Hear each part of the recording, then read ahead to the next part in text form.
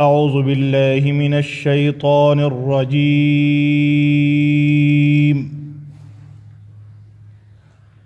بسم الله الرحمن الرحيم.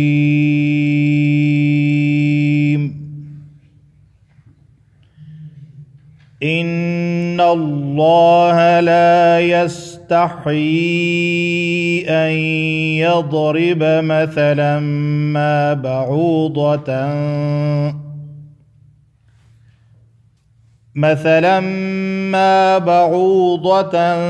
فما فوقها، فأما الذين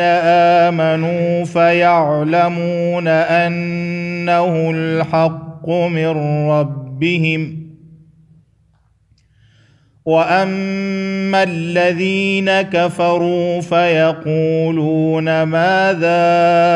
أراد الله بهذا مثلا يضل به كثيرا ويهدي به كثيرا، وما يضل به إلا الفاسقين الذين ينقضون عهد الله من بعد ميثاقه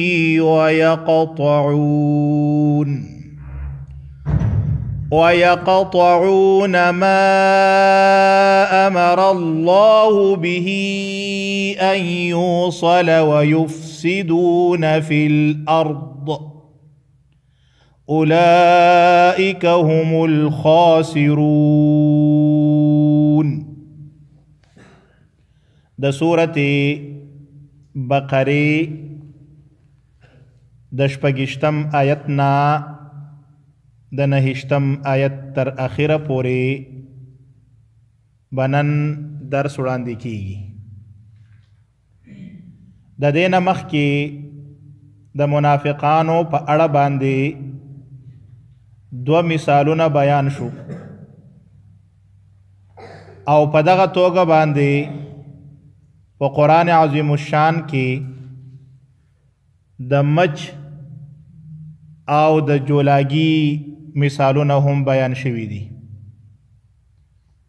د جولاګي پر رابطه باندې د غڼې پر رابطه باندې قرآن کریم کې چې الله فرمایي ان اوهن البیوت لبیت العنکبوت، چې د دې مشرکانو د شرک مثال داسې ده لکه د غڼې او د جولاګي د کور چې هغه ډېر سست او ډېر کمزوری، نو د دیو دا شرک هم څه فایده او ګټه نه لري. نو هلته د جولاګي مثال بیان کړی. په یو بل ځای کې الله متعال فرمایي چې دې خلکو ته مثال بیان کا د دیو د دې شرک او د دې شرکی معبودانو لکه مچ چې څه شی ترې نه وتښتئ، وإن يسلبهم الذباب شيئا لا يستنقذوه منه، چې دیو خو اول د مچ په څیر باندې د مچ په شان څه شی پیدا کولی نشي. لن يخلقوا ذبابا ولو اجتمعوا له، چې دا ټول راغونډ شي نو د مچ په شان یو شی چې دی د مچ هغه نشي جوړولی، هغه نشي پیدا کولی. او د مچ پیدا کول خلاصه کې چې مچ تر یو شی وتښتئ څه خوږه، نو هغه هم ترې نشي خلاصولی، هغه هم ترې نه هم نشي خلاصولی. دا مثالونه الله متعال ذکر کوي. نو دا کوم شیانو مثالونه چې الله ذکر کړي، نو ساینسي تحقیقات چې شوي دي په دې کې ډېر زیات هغه د خلقت پیچیدګیانې او د هغوی هغه معجزات چې په دې شیانو کې دي، نو هغه خو دي په هغې نه موږ بحث نه کوو. خو دلته مشرکانو وویل چې دا څنګه د الله کتاب دی، کله پکې د یو شي مثال ذکر کیږي او کله پکې د بل شي مثال ذکر کیږي، کله پکې د مچانو ذکر کیږي او کله پکې د غڼو د جولاګانو ذکر کیږي. نو که دا د الله تعالی کتاب وی، نو د دومره وړو شیانو ذکر به پکې نه کېده، د دومره وړو مثالونو ذکر به پکې نه راوړی کېده. نو الله متعال ورته د دغه خبره جواب کوي چې دا د الله کلام ده، د الله کلام دی او الله متعال چې کوم شی پیدا کړی دی نو د هغې مثال ستاسو د فهم او د پوهې دپاره بیانوي ولو که هغه ستاسو په نظر کې ډېر کمزور ښکاري خو هغه د الله تعالی ډېر عجیبه مخلوقات دي او ستاسو د شرک د کمزوري والی او د نارواوالي دپاره دغه شان مثالونه بیان کول ضروری دي نو د دغه شیانو دا کمزوري په دې باندې دلالت نه کوي چې دا د الله تعالی کلام نه دی بلکې دا دلالت کوي چې دا د الله کلام دی چې دغه مثالونه پکې هم ستاسو د فهم او د پوهې دپاره راوړي دي نو دا مسله به الله بیان کړي چې مثالونه د توضیح دپاره دي مثالونه د عبرت دپاره دي مثالونه د درس دپاره دي نو چا کې چې دماغ وي او عقل ورسره وي هغه د دغه مثالونو نه ګټه اخلي او څوک چې بېعقله وي فاسقان وي نو هغې نه ګټه اخیستی نشي او بیا به وروسته الله متعال د مرګ نه وروسته په مړینه باندې او د توحید په رابطه باندې الله متعال به نور لارښوونې وکړي نو اولنی آیت ته متوجه شئ ان الله یقینا الله د ان معنا د یقینا په تحقیق سره په تاکید سره الله لا یستحیی حیا نه کوي شرم نه کوي ځکه حیا او شرم د هغه شي نه د هغه شي د کولو نه پکار وي چې هغه عیب وي نو دغه مثالونه خو عیب نه ده نو هغه لفظي معنی دا ده چې لا یستحیی حیا نه کوي شرم نه کوي او ځینې علما وایي چې د لا یستحیی مطلب ده لا یستنکفو نه منع کیږي نه پرېږدي ان دا خبره یضرب چې بیان کی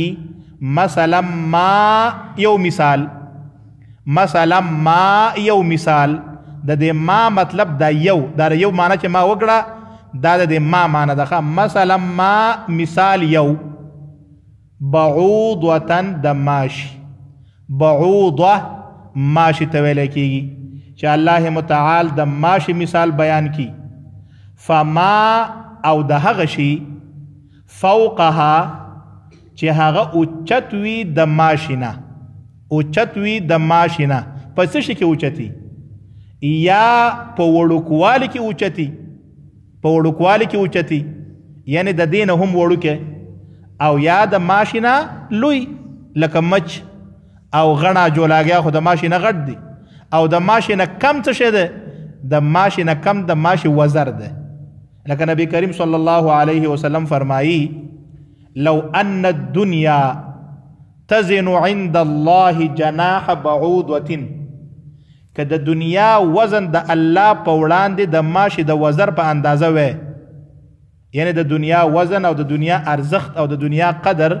که د الله په وړاندې د ماشي د وزر په اندازه باندې وی ما سقا کافرا منها شربة ماء نو کافر لبه د دې دنیا یو ګوټ اوبه هم نه وی ورکړی یو ګوټ اوبه به هم نه وی ورکړی خو د دې نه معلومیږي چې دنیا د الله تعالی په وړاندې دومره ارزښت هم نه لري څومره چې د ماشي د وزر ارزښت دی نو ځکه کافرو ته هم ډېره دنیا ورکړې ده د دې مطلب دا نه ده چې ته به دنیا نه ګټې او د دنیا کار کسب به نه کوې کوه خو زړه پورې مه تړه زړه پورې مه تړه او د دنیا په ګټلو کې د الله تعالی حکمونه په نظر کې نیسه نو دا د دې مثالونو د بیانولو نه الله تعالی شرمیږي نه الله حیا نه کوي الله دا نه پرېږدي نو د څه دپاره دي نو دا درس او عبرت دپاره دي فاما الذین پس هغه کسان آمنو چې باور کوي په څه شي د الله په کتاب او د الله تعالی په کلام باندې د الله کلام چې چاته حق ښکاري او په هغې باندې باور راوړی باور یې کړی فیعلمون نو هغوی پوهیږي انه الحق چې دغه مثالونه حق دي من ربهم د دوی د رب له اړخه چې دا بالکل دا مثال چې ده دا زما د رب د اړخه راغلی دی او دا زموږ د عبرت دپاره او زموږ د درس دپاره بیان کړی دی نو دا څه ناشنا خبره خو نه ده دا خو څه د عیب خبره نه ده واما الذین او هغه کسان کفرو چې انکار یې کړی دی د الله تعالی د لارښوونو نه او د الله تعالی د حکمونو نه او د قرآن کریم نه انکار کوي فیقولون نو هغه وایي ماذا څه شی اراد الله اراده کړی دی الله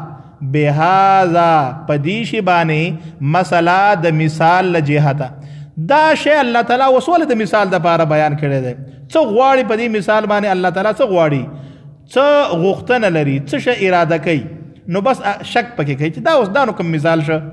چې کله پکې جولاګی راځي او کله پکې مچ راځي او کله پکې ماش او دا مختلف مثالونه پکې الله تعالی بیانوي نو د دې مثال لا څه شی دی او قرآن کریم کې ډېر زیات مثالونه دي کله د یو شي مثال بیان کړي کله د بل شي مثال بیان کړي نو دا سره مثالونو کتاب دی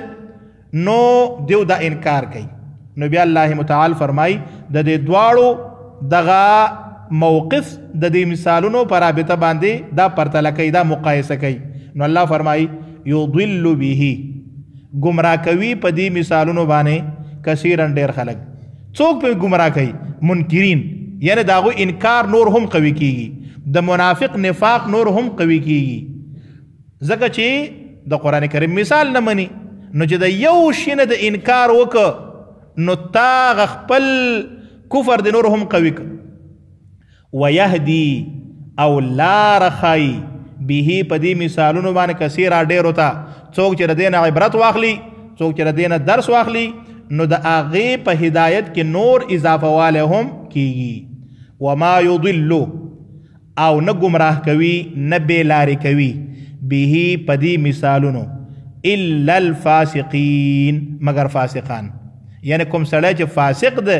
او هغه د الله په کتاب کې شک کوي نو هغه په بېلارې کیږي خو کوم کسان چې هغه د الله تعالی په کتاب باندې ایمان لري او د الله تعالی هره خبره وړوي او کلویا هغې باندې ایمان لري نو هغې په ایمان کې زیادت راځي فاسقین جمع د فاسق ده فاسق کلمه د فسق نه اغستل شوي او فسق ویل کېږي د الله د پیروۍ نه وتلو ته یو سړی چې د الله د پیروۍ نه وځي او د الله تعالی د حکمونو نه انکار وکړي نو هغې ته فسق وایي نو ځینې فسق کفر دی ځینې فسق کفر دی هر فاسق چې دی هغه ګوره کافر نه دی ښه هر کافر فاسق ده خو هر فاسق کافر نه ده کفر هم فسق ده ځکه د الله تعالی د طاعت نه نافرمانی ده خو ځینې ګناهونه یو انسان دی د هغې نه ګناه وشي نو د الله تعالی د طاعت نه نافرمانی وکړه خو کافر به ورته ځکه نه وی چې تر څو پورې هغه د کفر شرایط پکې پیدا شوي نه نو هغې پورې به هغې ته کافر نه وی نو د فاسق مطلب دی هغه د الله د طاعت نه وتونکي ته او دلته درنه مقصد کافران دي دلته درنه مقصد کافران دي اوس د دې کافرانو د فاسقانو دپاره درې علامې بیانې چې دا څوک دي اول الذین فاسقان هغه کسان دي ینقضون چې ماتوي نقض ماتولو ته وایي چې ماتوي عهد الله تړون د الله عهد او تړون د الله عهد تړون ته وایي وعده ته وایي هغه فرمان ته ویل کېږي کوم فرمان چې د باچا او د واکمن لخوا خپلو کارګرانو او عام رعیت ته چې کوم حکم لیږل کېږي هغې ته عهد وایي هذا عهدي الیکم دا زما فرمان دی تاسو ته نو په هغې کې تړون مړون ضروري نه ده ځکه چې د مخکې نه د رعیت او د باچا په منځ کې تړون شته چې موږ به ستا خبره منو نو د الله تعالی سره شوی تړون او د الله حکم من بعد میثاقه ورستا من بعد ورستا میثاقه د کلکوالي او محکموالي نه چې دا عهد دی د الله تاسو ته او چې د الله وعده د الله تعالی عهد او تړوني د الله حکمي نو هغه خو محکمه خبره ده هغه به ته مني د دې نه څه مقصد دی د دې عهد نه نو ځینې علما وایي چې د دې نه مراد هغه عهد دی چې کله الله متعال د ټولو انسانانو روحونه پیدا کړه په ازل کې په ازل کې د ټولو انسانانو روحونه پیدا شو زمونږ او ستاسو زمونږ نه چې مخکې څومره انسانان تیر شوي دي وروسته څومره راځي یعنی د آدم علیه السلام نه د آخري انسان پورې د دې ټولو انسانانو دا روحونه پیدا کړه او دغه روحونه په یو ځای کې راجمع کړه او الله ورته ویل چې الستو بربکم زه ستاسو رب یم که نه نو ټول ویل چې بلا ته زمونږ رب یعنی د ټولو انسانانو د کافرو د مسلمانانو د هر چا یو ځل اقرار کړی دی ښه د دې روحونو اقرار کړی چې زمونږ رب بیا یې د دغه اقرار د تازه کولو دپاره او د دغه اقرار د محکم کولو دپاره الله تعالی وخت په وخت باندې پیغمبران را لیږلي دي کتابونه را لیږلي چې دغه هغه وعده انسان ته وخت په وخت باندې ور په یاده کړي چې ګوره تا په ازل کې وعده کړې ده الله سره تا الله خپل رب منلی هلته اوس ګوره سرغړونه مه کوه نو څوک وایي دا ترنه مقصد ده او څوک وایي چې هر انسان چې پیدا کیږي هغه په اسلام باندې پیدا کیږي هغه په توحید باندې پیدا کیږي ځکه چې نبی علیه السلام فرمایي کل مولود یولد علی الفطره هر انسان چې پیدا کیږي هر ماشوم چې پیدا کیږي هغه په فطرت د دین باندې پیدا کیږي هغه دیندار پیدا کیږي که چېرته دا خپل اختیار ته پرېښودی شي نو دا حتما د الله تعالی منونکی جوړیږي خو بیا د هغې مور او پلار چې دي که یهودي نو بچی هم یهودي شي او که نصراني مور پلار نو دغه هم نصراني شي که نور اصل کې د انسان فطرت د الله تعالی د وجود او د الله د وحدانیت تقاضا کوي دا یو شو چې د الله تعالی حکمونه ماتوي یو ويقطعون او پرې کوي قطع کوي پرې کوي قطع پرې کولو ته وایي او پرې کوي ما هغه څه هغه شی امر الله چې حکم کړی الله به د هغه په اړه ان یوصل چې پیوست کړی شي یعنی الله تعالی چې د کوم شي د پیوست کولو امر کړی دی د هغه پرې کوي د دې امر نه کم امر مقصد دی نو ځینې علما خو د دې نه وایي چې خپلوي ته مقصد ده خپلوي یعنی قرابتونه خپلویانې پرې کوي الله تعالی فرمایي چې تاسو د رحمونو او د خپلوۍ هغه قطع کوئ مه هغه پالئ د پلار سره د زوی سره مور خور ورونه کاکا زوی ماما دا ټول څومره چې ستا خپلوي ده دا پاله دا په وړو وړو خبرو باندې مه قطع کوه چې کله د پلار نه خپئ کله د پلار د زوی نه خپئ په وړو وړو خبرو باندې کله چې د لور د مور نه مور د لور نه کله خوری د ماما نه ماما د خورۍ نه وراره د تره نه تره د وراره نه ترونو زامن په خپل منځ کې بس ولانجه جوړه کړي نه خپلوي مه پرې کوئ د دنیا په کار باندې د دنیا په خبرو باندې خپلوي مه پرې کوئ نو دام ته مقصد ده خو عموما د انسانانو ترمنځ چې څومره تعلقات او روابط دي هغه د دوه انسانانو د روابطو نه واخله او د ټولې نړۍ د روابطو پورې اسلام تا ته وایي چې انسانان هغه باید په خپل منځ کې روابط ولري اوس څوک چې دا روابط ختموي او د انسانانو په منځ کې تعلقات خرابوي او هغه په وړو وړو ډلو باندې ایشي او بیا هغه ډلې د یو بل په خلاف باندې جنګوي نو دا دام په دې کې شامل دي الله تعالی وایي چې ټول انسانان هغه باید په خپل منځ کې تعلقات ولري ګوره د ټولو انسانانو په منځ کې قدر مشترک انسانیت ده انسانیت هغه د انسانیت په وجه باندې به ته د انسان سره ښېګړه کې د انسان سره به ښېګړه کې بیا د ټولو مسلمانانو په منځ کې هغه رابط چې دی او هغه تړونکی شی چې دغه عقیده ده نو د هغې نه وروسته بیا چې ته دا په قومونو باندې ویشي او په ډلو ټپلو باندې ویشي او یو په بل خپل منځ کې جنګې او تعلقات د انسانانو خرابې نو دا د فاسق سړي کار دی دا د مسلمان سړي کار کېدی نشي نو کله چې د الله تعالی او د بنده تعلقات هغه مات شي ينقضون عهد الله او بیا د انسانانو په خپل منځ کې روابط خراب شي نو نتیجه څه راوځي فساد ده کنه فساد ته جوړیږي نو ويفسدون فی الارض پس ځمکه کې فساد جوړي بس د انسانانو په منځ کې روابط خرابول د دیو په منځ کې جنگونه پیدا کول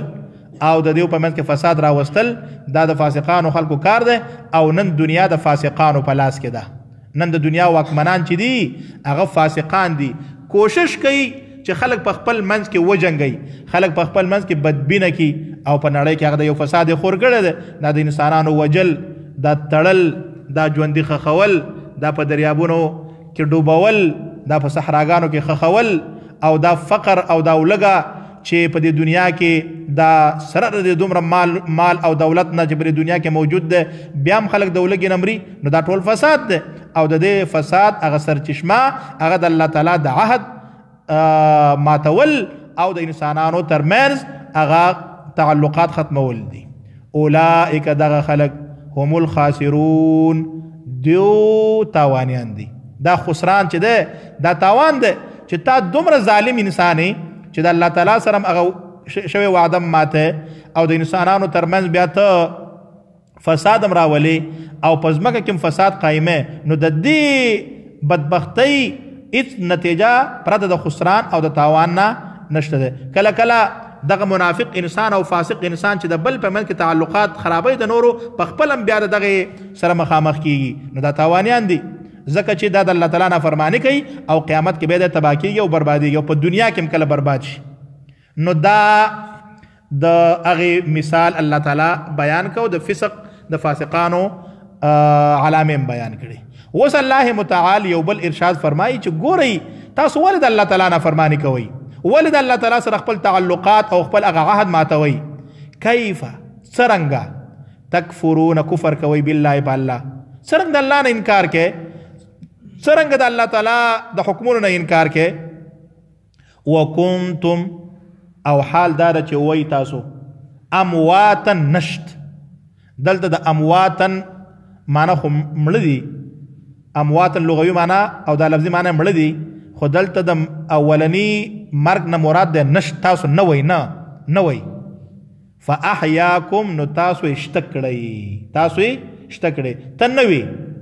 نوی نو ته ژوندی کړې د مور نه پیدا کړې ژوندی ته پکې واچو ثم یمیتکم بیا به تاسو مړه کي د مرګ د ژوند نه وروسته 50 50 ویا 30 کاله به ژوندی خو بیا د الله وجني نو دا مرګ څوک راولي الله ژوند څوک ورکوي الله ثم یحییکم بیا به تاسو را ژوندي کی په د قیامت په ورځ باندې دلته د ژوند نه مراد چې ده د قبر ژوند نه ده په قبر کې هم ژوند شته کله چې انسان خښ شي نو هغې ته روح بیرته اعاده کیږي او ژوند پکې راځي او د هغه نه پوښتنې ګروېجنه کیږي خو هغه ډېر کم وخي هغه ډېر کم وخت نو د هغې ژوند ذکر الله تعالی نه دی کړی د هغې ته چې د برزخ ژوند وایي یا د قبر ژوند نو د هغې ذکر الله ذکر نه دی کړی چې هغه ډېر معمولي دی په دغه توګه باندې په قبر کې د انسان روح چې دی هغه د جسم سره نه خو رابطه یي په خبره ځان پوهوئ کله چې انسان مړ شو په قبر کې خښ شي یا خښ نه شي نو د ژوندی نه دی خو د روح او د جسم رابطه یي یو کنکشن یي چې د هغې په وجه باندې هغه عذاب چې دی دته محسوسیږي نو دلته ثم یحییکم نه مراد دغه د قبر ژوندي کېدل نه دي بلکې مراد ترېنه هغه د قیامت ژوندي کېدل دي ثم الیه بیا به تاسو الله ته ترجعون وروګرځول شئ تاسو به الله ته وروګرځول شئ څه مطلب دی یعنی چې د کله د قیامت په ورځ باندې ته ژوندی شي نو بیا به ته الله ته ورځې میدان حشر ته میدان حشر ته به ورځې اول ته به در سره حساب کتاب کیږي نو که په دنیا کې د نیک عمل کړی نو چېرته به ځې جنت ته به ځې او که بد عمل دې کړی نو جهنم ته به ځې هو الذي دا الله چې دا تاله ژوند درکړی تاله مرګ هم درکوي دا هغه ذات دی خلقه چې پیدا کړی دی لکم ستاسو دپاره ما هغه څه فی الارض چې په ځمکه کې دي جمیعا ټول دا الله تعالی چې مرګ او ژوند راولي په دې باندې ته ځکه ایمان ولره او باور پې ولره چې دا ټول شیان ستا دپاره پیدا کړي د خلقه لکم د لکم معنا ته متوجه شئ لکم ستاسو دپاره نو ستاسو دپاره څنګه یا ستا د ګټې دپاره یا ستا د عبرت دپاره په دې دنیا کې چې دا څومره شیان دي یا پکې زمونږ ګټه ده او یا زمونږ دپاره پکې عبرت ده ډېر شی نه چې هغې نه موږ ګټه اخیستی نه شو خو عبرت خو دې اخیستی شو عبرت رنه اخیستی شو نو هغه هم زمونږ دپاره شو ځکه چې عبرت ترېنه واخلو هو الذي الله هغه ذات ده خلقه چې پیدا کړي دي لکم ستاسو دپاره ما هغه څه یعنی ستاسو د ګټې دپاره او ستاسو د عبرت دپاره ما هغه څه فی الارض چې په ځمکه کې دي جمیعا ټول دا هر څه چې دي دا زمونږ دپاره دي الله پیدا کړه ثم استوا بیا د دې ځمکې د پیدا کولو نه وروسته اراده وکړه الی السماء بر طرف ته فسواهن نو هغه برابر کړل 7 سماوات و اسمانونه اول الله متعال د دنیا ځمکه پیدا کړه او د ځمکې نه وروسته بیا الله متعال اسمانونه پیدا کړه په دې باره کې د قرآن کریم په سورة النازعات کې چې آیتونه راغلي دي چې والارض بعد ذلك دحاها یعنی اول الله تعالی اسمانونه پیدا کړه وروسته څه پیدا کړه ځمکه وغوړوله نو د هغې ځای نه خو معلومیږي چې ځمکه وروسته پیدا شوې او دې آیت نه دلته معلومیږي چې اول الله ځمکه پیدا کړې وروسته څه پیدا کړي وروسته اسمانونه پیدا کړي په دواړو په منځ کې څه تعارض نشته ښه اول الله تعالی د دې ځمکې دا ځمکه پیدا کړه ځمکه پیدا کړه خو نور په دې ځمکه کې دا غرونه او دا دریابونه او دا اواري او دا دغه چې دي دا ونې دا شیان پکې نو دا پکې نو همداسې یو مجموعه وه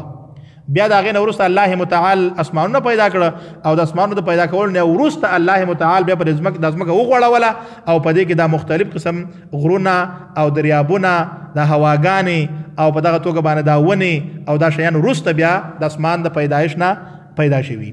ثم استوى الى السماء بیا اراده وکړه اسمان ته فسواهن برابر کړل 7 سماوات و اسمانونه د اسمانونو کیفیت الله ته معلوم ده موږ ته معلوم نه دی چې د دې نه څه مراد دي کېدای شي چې د دې ځمکې نه علاوه د ځمکې نه ورا چې اخوا نور شیان دي هغه دې په 2 طبقو باندې ویشل شوي شیان یا د اسمانونه چې د اسمان په منځ کې هغه فاصله لکه حدیثونو کې مرضی حقیقت الله ته معلوم دی موږ ته حقیقت معلوم نه دی خو موږ په ایمان لرو موږ پر ایمان لرو چې وزمکې دي او اسمانونه دي طبقې دي اوس کیفیت څنګه ده نو د کیفیت برابر باندې موږ ته علم تر اوسه پورې څه نه دی ویلي ساينس تر اوسه پورې دغه حقیقت ته ځکه نه رسېدلی چې هغه د ساينس د ساحې نه بهر دغه اسمانونو او د ځمکې هغه کیفیت وهو بكل شيء وهو او دغه الله بكل شيء په هر شي باندې بكل په هر شيء شي علیم پوها ده یعنی دا غي علم په ټولو شیانو باندې احاطه کړی ده هیڅ شی د الله د علم نه بهر نه ده نو چې الله متعال په هر شي باندې پوهیږي او هر شی د الله د علم د لاندې ده نو بیا ته ولې د الله نه انکار کوې دا تا ولې ځان نه دومره سرکشه جوړ کړی ده چې د الله تعالی د امر نه او د الله تعالی د حکم نه سرغړونه کې ان الله یقینا الله لا یستحیی شرم او حیا نه کوي یعنی نه پرېږدي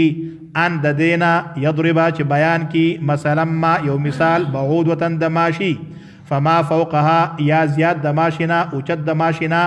په وړوکوالي کې یا په غټوالي کې په وړوکوالي کې لکه وزر د ماشي په غټوالي کې لکه غڼه جولاګی او یا مچ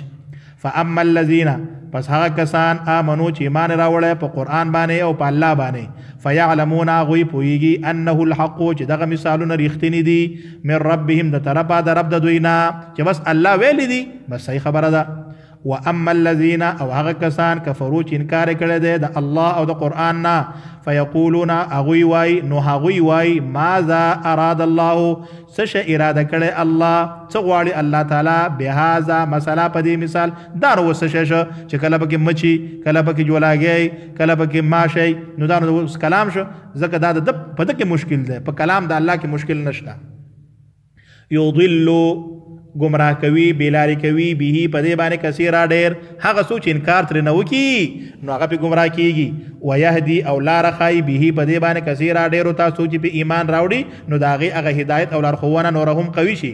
وما یضل نه بیلاری کوي به په دې باندې الا الفاسقین مګر هغه فاسقان چې هغه د الله تعالی د طاعت نه او د الله تعالی د امر نه سرغړونکي دي الذين فاسقان هغه خلق دي ينقضون چې ماتوي عهد الله د الله تعالی فرمانونه د الله تعالی وعده د الله سره شوی تړون من بعد میثاقه ورستا د محکموالنا الله عقل درکړی ښه پوهیږي چې دار څه الله پیدا کړي د دې خالق الله دی دا یو محکم تړون دی او ته بیا انکار کې بیا یې ماته ويقطعون او پریکوي ما هغه څه امر الله امر کړی الله به دا هغه په حق له ان یوسره چې پیوس کړی شي چې هغه خپلوي ده او د عامو انسانانو سره تعلقات دي روابط دي نو کوشش دا کوي دا ظالم چې د انسانانو په منځ کې بې اتفاقي پیدا کړي د مسلمانانو په منځ کې بې اتفاقي پیدا کړي جنګونه پیدا کړي ويفسدون او فساد کوي فی الارض په ځمکه کې په مختلفو طریقو د کفر د بېدینۍ د بې حیایۍ په خورولو سره او په دغه توګه د جنگونو د ورونو په بلولو سره او د فقر په خورولو سره حتی د مرضونو په خورولو سره دا پزما کې فساد پیدا کوي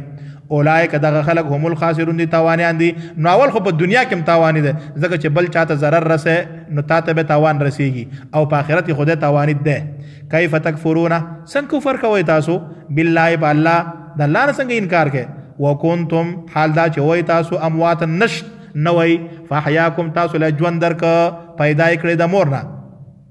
او بیا تعالی دلته د ژوند بندوبست برابر کړ په دنیا کې ثم یمیتکم بیا به تاسو مړ کې په خپل نیټه چې څومره عمر د الله مقرر کړی دی نو د هغې نه وروسته د بیا وجنې صادر نه اخلي